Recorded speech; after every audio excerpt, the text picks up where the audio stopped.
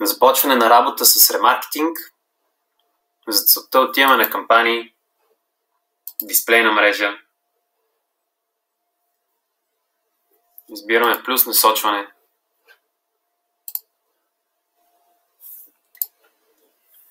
започваме с рекламна група, ремаркетинг, избирам 30-дневната рекламна група, добавям насочване, интерес и ремаркетинг, избираме категория списъци за ремаркетинг. Всички списъци с над 100 потребителя са подходящи. Избирам този на всички потребители с 260.